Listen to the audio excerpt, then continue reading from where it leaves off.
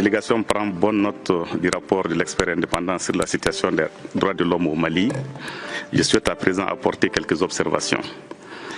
En observation générale, je déplore l'approche d'ensemble du rapport qui est essentiellement à charge. Il ne tient pas compte en effet des nombreux efforts déployés par mon pays et des avancées notables réalisées en matière de sécurité ainsi que dans le domaine de la protection et la promotion des droits de l'homme. À ce sujet, l'expert indépendant reconnaît la baisse des cas de violation des droits de l'homme, ce qui en toute cohérence est à mettre à l'actif de l'amélioration en cours de la situation sécuritaire. Par ailleurs, il est regrettable de constater que les éléments factuels et objectifs communiqués par le gouvernement du Mali n'ont pas été pris en compte. Monsieur le Président, de manière spécifique, l'expert indépendant mentionne un défi persistant de l'impunité. À cet égard, je tiens à souligner que plusieurs mesures ont été prises par les autorités maliennes pour lutter contre l'impunité. Dans cette dynamique, le gouvernement regrette profondément que le rapport insinue un manque de volonté politique ou une incapacité de l'État à mener des poursuites. Poursuivant dans ces chapitres, les autorités de la transition sont résolues de mettre un terme à l'impunité comme l'atteste la tenue courant les années 2021, 2022 et 2023 de plusieurs sessions spéciales d'assises pour juger les cas de violation grave des droits de l'homme.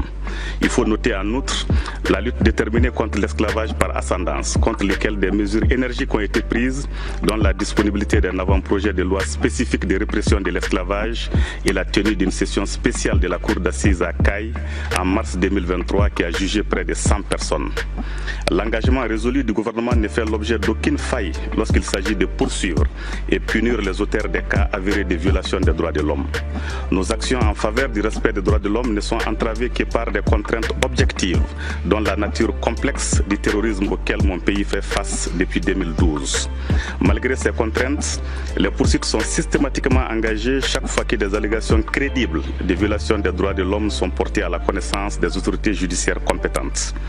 En outre, je refute l'accusation de stigmatisation de certaines communautés lors des opérations militaires des forces armées maliennes. Je rappelle que l'armée malienne est républicaine, professionnelle, multiethnique et parfaitement consciente de sa responsabilité première de protection de toutes les populations maliennes. Monsieur le Président, abordant la thématique du présent dialogue, à savoir le rétrécissement de l'espace civique, je voudrais préciser que l'espace démocratique au Mali ne souffre d'aucune forme de restriction. La liberté d'expression et d'opinion demeure des droits constitutionnels garantis au Mali. À l'instar des autres pays, l'exercice des libertés civiques est encadré au Mali par la loi, en vue de protéger les droits de la personne humaine et de préserver l'ordre public. Comme vous le savez, le respect des droits des citoyens maliens est attentivement suivi par la Commission nationale des droits de l'homme, structure indépendante et dont je salue au passage l'admission au statut A, gage de son professionnalisme. Au titre des réformes politiques et institutionnelles, je rappelle que sous l'impulsion de son Excellence le colonel Assimi Goïta, président de la transition, chef de l'État, un chronogramme des réformes politiques et électorales a été adopté de manière inclusive et transparente avec l'implication de toutes les forces vives de la nation et des partenaires comme la CEDEAO, l'Union africaine et les Nations unies. La promulgation de la loi électorale, élaborée dans une démarche participative réunissant les partis politiques et les organisations de la société civile, ainsi que l'élaboration du projet de nouvelle constitution s'inscrivent dans les mêmes cadres. Monsieur le Président, s'agissant de l'accord pour la paix et la réconciliation au Mali issu du processus d'Alger, le gouvernement reste engagé dans sa mise en œuvre diligente et intelligente malgré les difficultés actuelles. Relativement à la situation dans les régions du centre, le climat sécuritaire s'améliore progressivement. Nous enregistrons le retour des réfugiés, des déplacés internes, de l'administration et des services sociaux de base à travers la mise en œuvre de nombreux projets et programmes.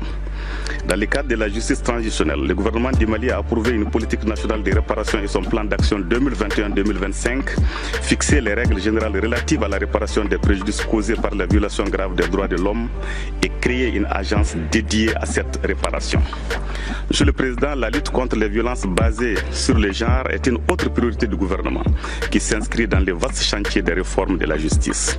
Toujours dans le cadre des mêmes réformes, il a été créé la Direction nationale des droits de l'homme, un pôle national économique et financier, une agence de recouvrement recouvrement et de gestion des avoirs saisis ou confisqués et un pôle judiciaire spécialisé de lutte contre la cybercriminalité.